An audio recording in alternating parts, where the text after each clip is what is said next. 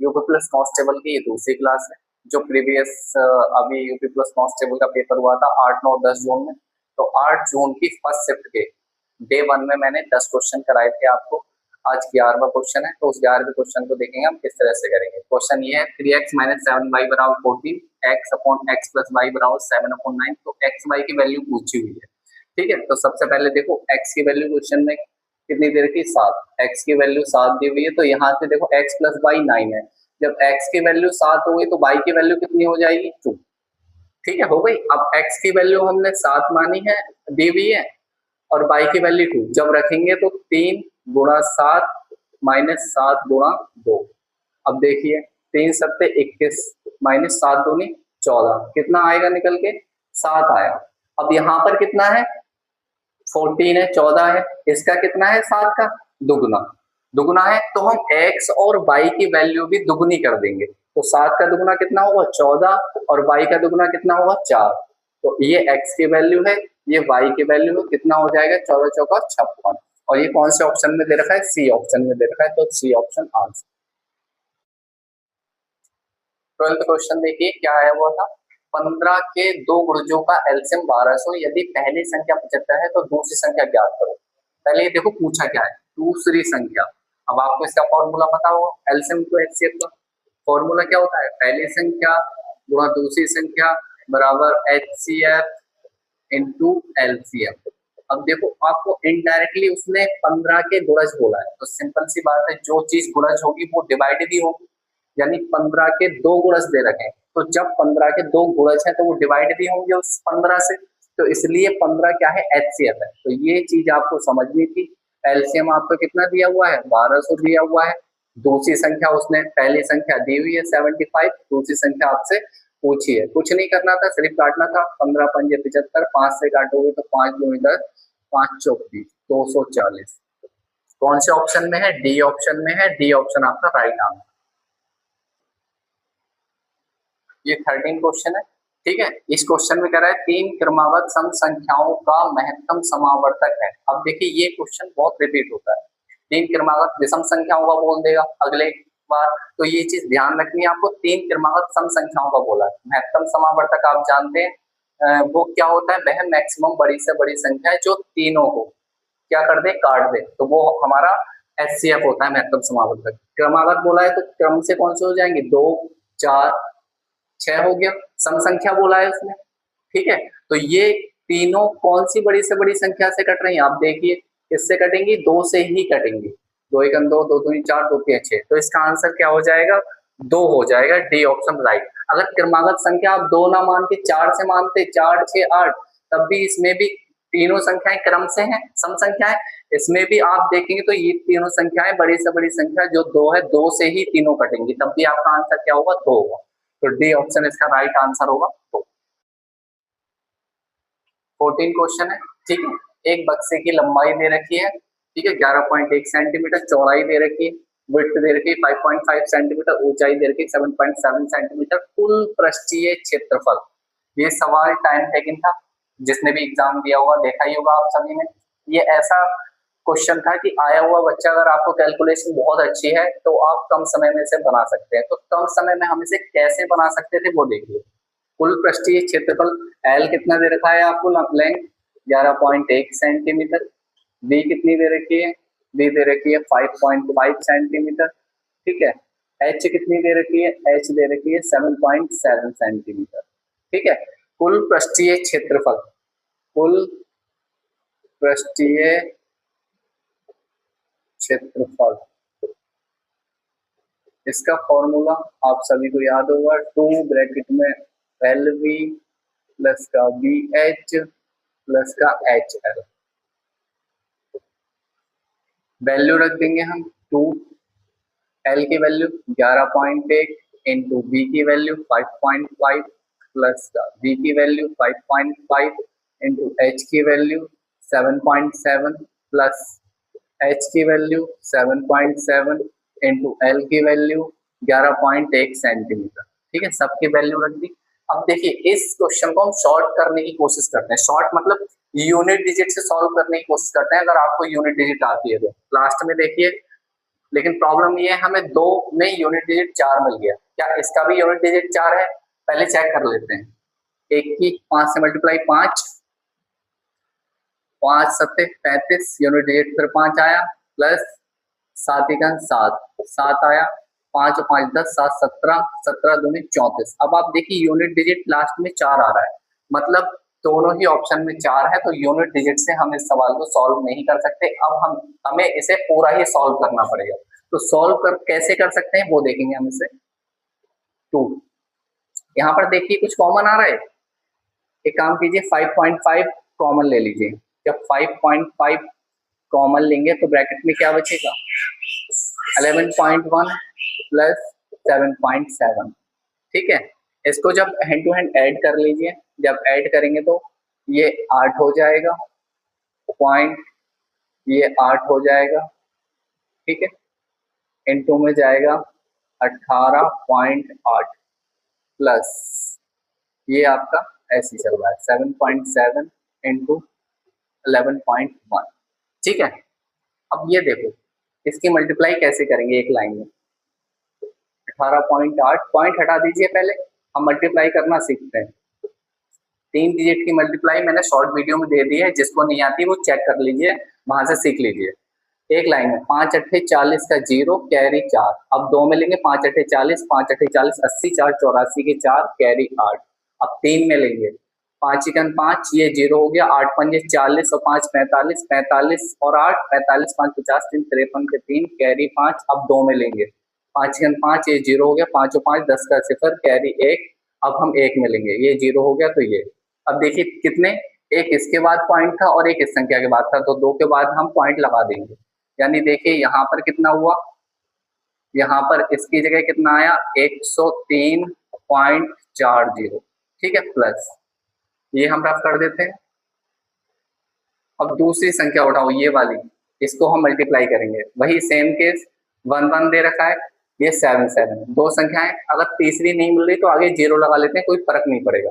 अब फिर 3 डिजिट की कैसे, 7 एकम 7, अब 2 डिजिट 7 एकम 7, 7 7 14, सॉरी 7 एकम 7, 7 एकम 7, 7 और 7 14 कैरी 1। अब 3 डिजिट लेंगे, 7 एकम 7, ये 0, 7 एकम 7 14 और 1 15 के 5 कैरी 1। अब 2 डिजिट लेंगे, ये 0 हो गया, 7 एकम 7 और 1 8। अब 1 डिजिट लेंगे, कुछ नहीं, 0 आया यहाँ पर, तो ये हो गया 2 डिजिट। कितने के बाद पॉइंट है, 1 और 1, 2 के बाद पॉइंट है, तो 85.47 ये आ गई आपकी डिजिट। अब ये हम रफ कर देते हैं, अब इन दोनों को ऐड कर लेंगे, तो 103.40 और ये 85.47, जब आप ऐड करोगे तो 78.53881। ठीक है, ये आया, इसकी हम 2 से मल्टीप्लाई करेंगे, 2 से मल्टीप्लाई कीजिए, 2 सत्ते 14 के 4 कैरी 1, 2 अट्ठे 16 और 1 17 के 7 कैरी 1, 2 अट्ठे 16 और 1 17 के 7 कैरी 1, 2 अट्ठे 16 और 17 के 7 कैरी 1, 2 एकम 2 और 1 3। और पॉइंट कितने के बाद है, 2 के बाद, तो 1 और 2 के बाद पॉइंट लगा दिया, तो आंसर कितना है 377.74।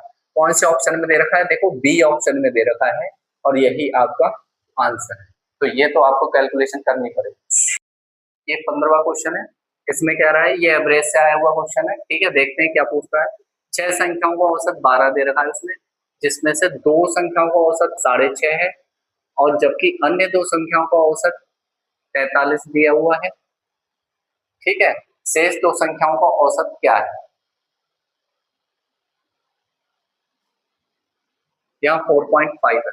ठीक है, 4.5 है, तो शेष 2 संख्याओं का औसत क्या है, तो 6 संख्याओं का उसने औसत दिया हुआ है, तो योग कितना हो जाएगा, 6 संख्याओं का योग 6 से मल्टीप्लाई कर देंगे, 12 छंग 72, 72, ये योग आ गया।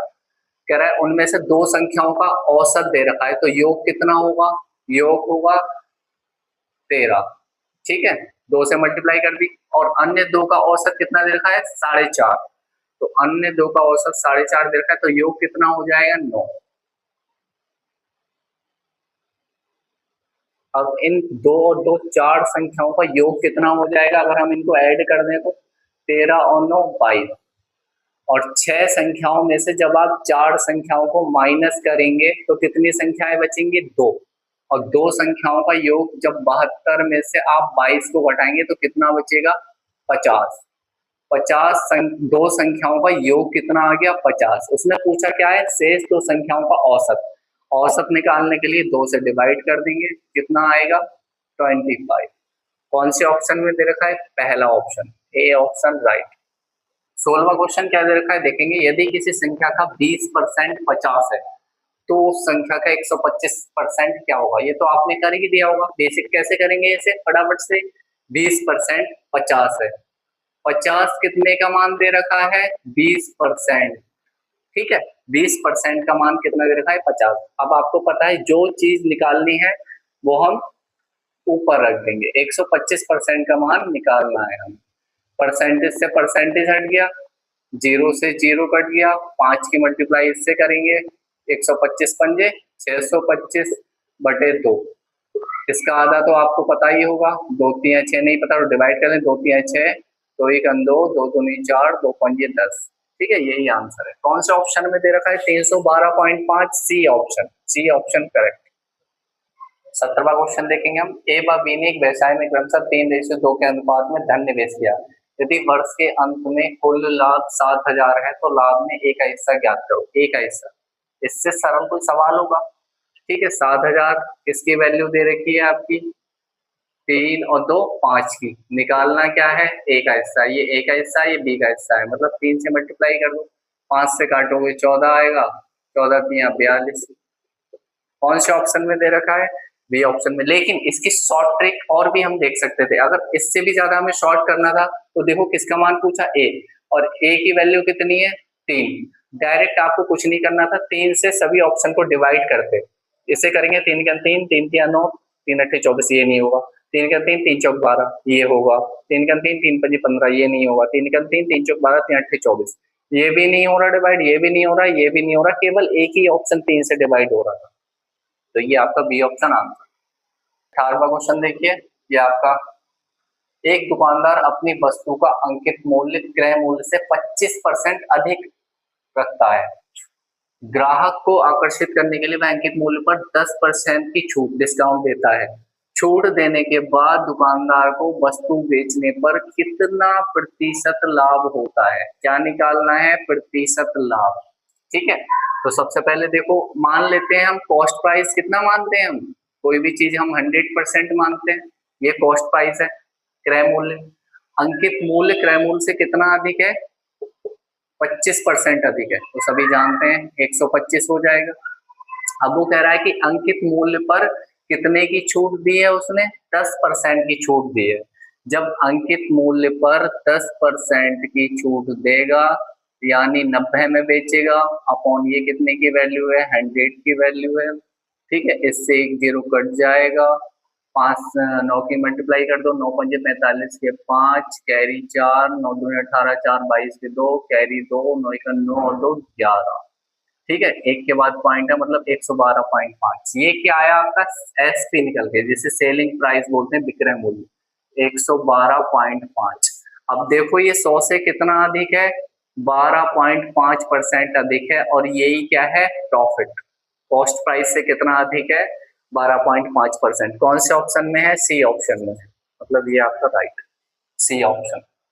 19 क्वेश्चन देखिए, नंबर सिस्टम का क्वेश्चन है। अब आपसे पूछ रहा है कि ये संख्या दी हुई है, इसकी पावर दी हुई है कि विस्तार में इकाई अंक क्या है।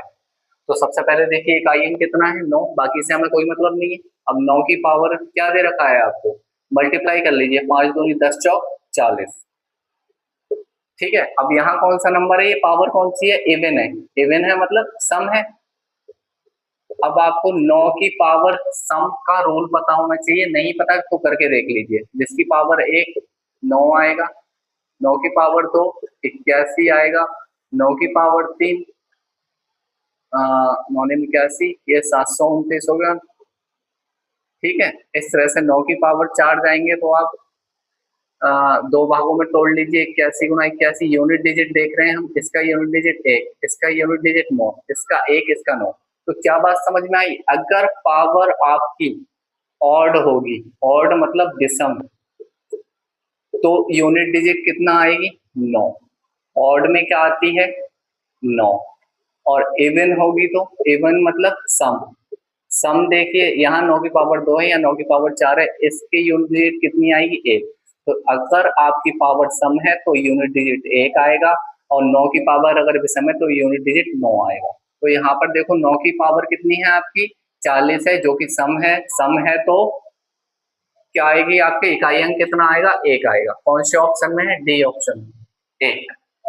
20 क्वेश्चन देखेंगे आज का, ठीक है।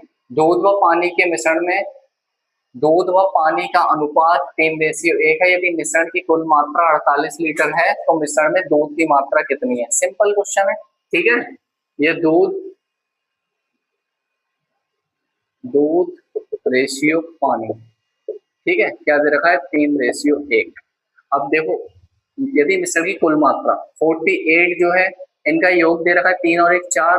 अब पूछा क्या है आपसे, वो ऊपर लिखते हैं दूध की मात्रा कितनी है 3, 4 से काटो 12, 12 तिया 36। कौन से ऑप्शन में है, बी ऑप्शन में है, और यही आपका राइट आंसर, ठीक है। 21वां क्वेश्चन देखेंगे हम, ठीक है। 21वें क्वेश्चन में कह रहा है दो संख्याओं का योग 72 है 72, और उनका अनुपात दे रखा है 2:4। तो छोटी संख्या ज्ञात करो, ठीक है। सिंपल सा ही क्वेश्चन है।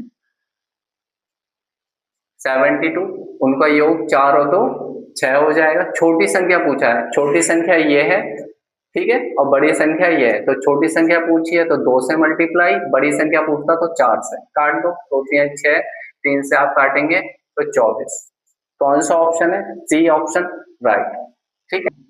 22वां क्वेश्चन देखेंगे हम। 22वें क्वेश्चन में कह रहा है एक व्यापारी 18,960 में एक वस्तु खरीदता है और इसे 15% हानि पर बेचता है, तो वस्तु का विक्रय मूल्य सेलिंग प्राइस ज्ञात कीजिए। सिंपल क्वेश्चन है, ठीक है।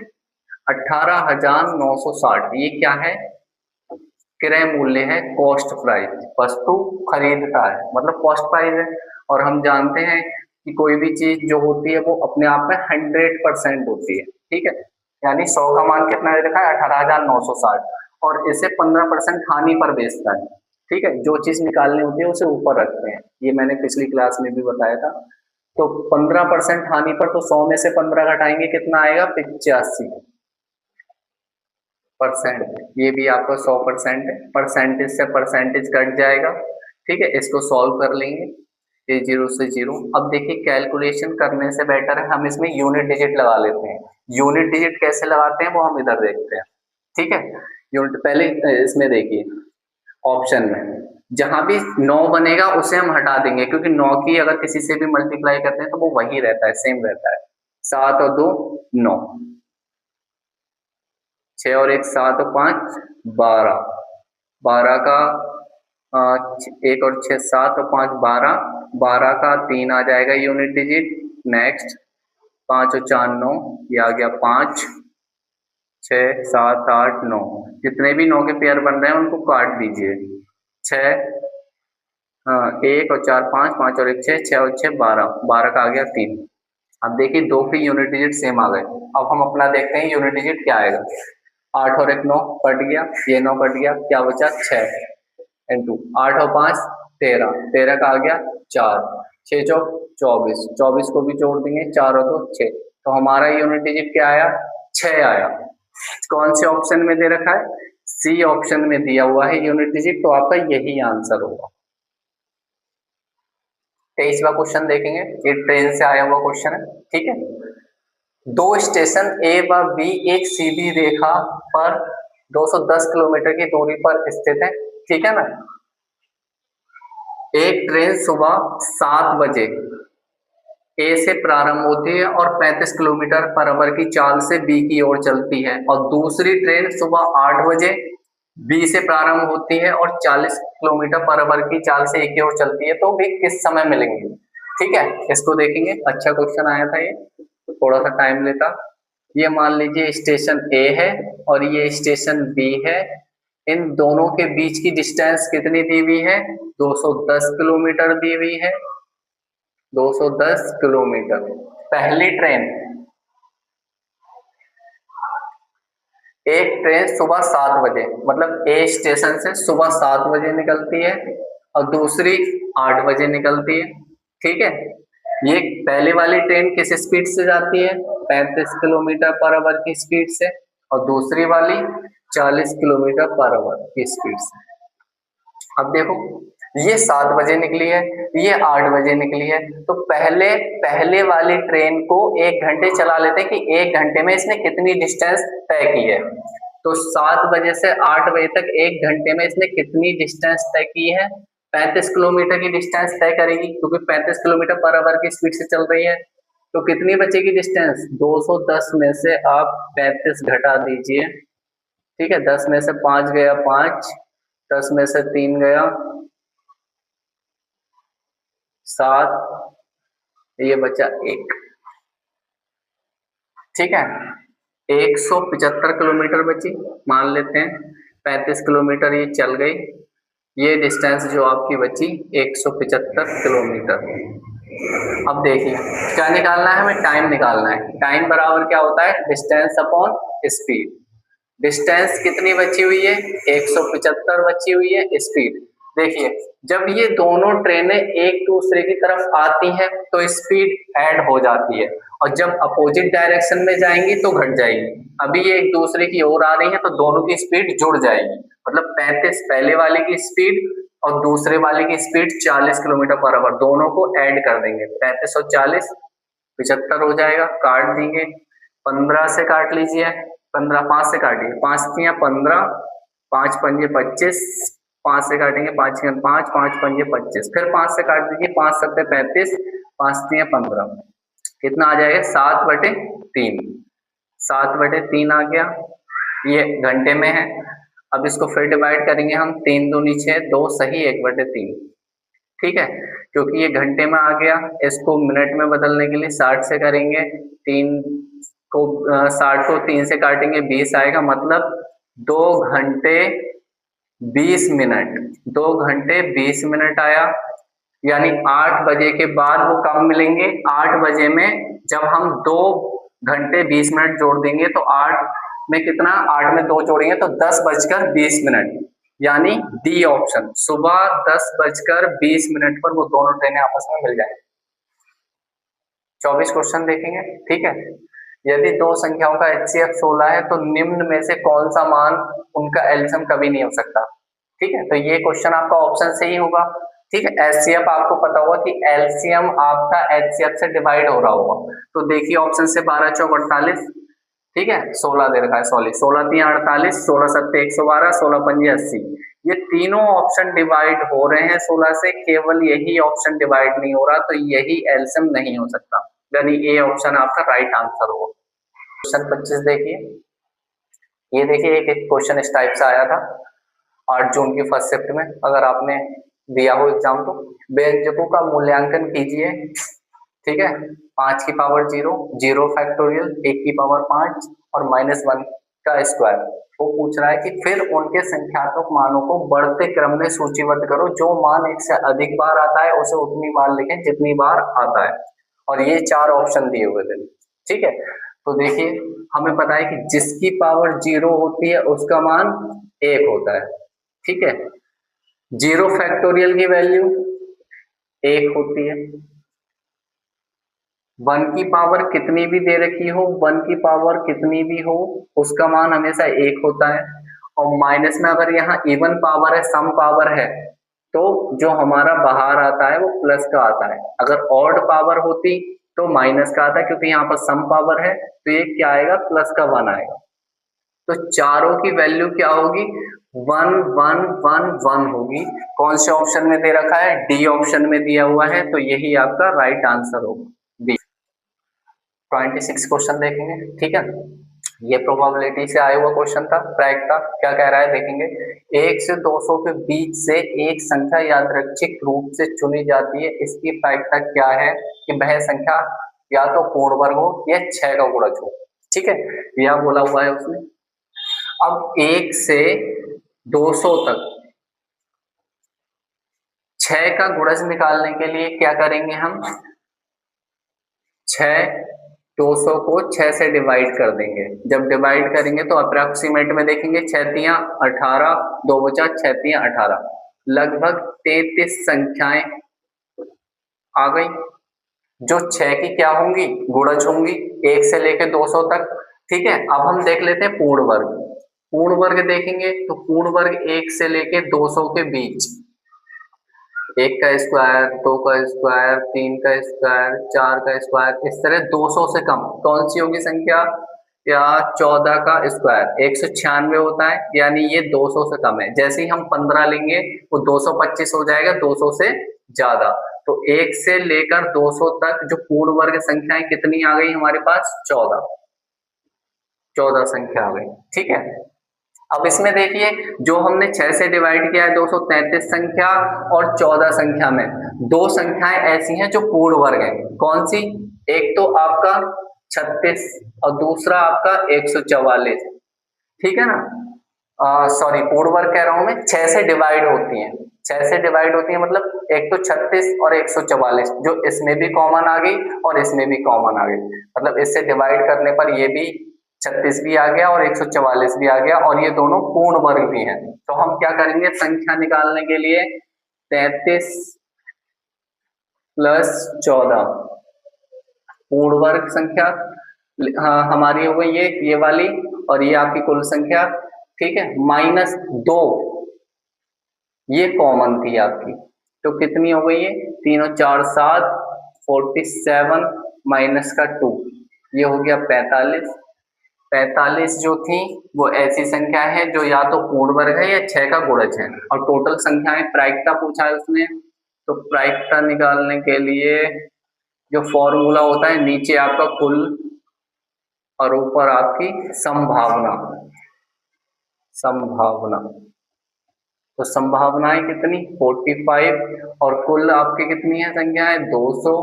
डिवाइड करेंगे तो 5 से काट दीजिए, 5 9 45, 5 चौक 20 40, 9/40।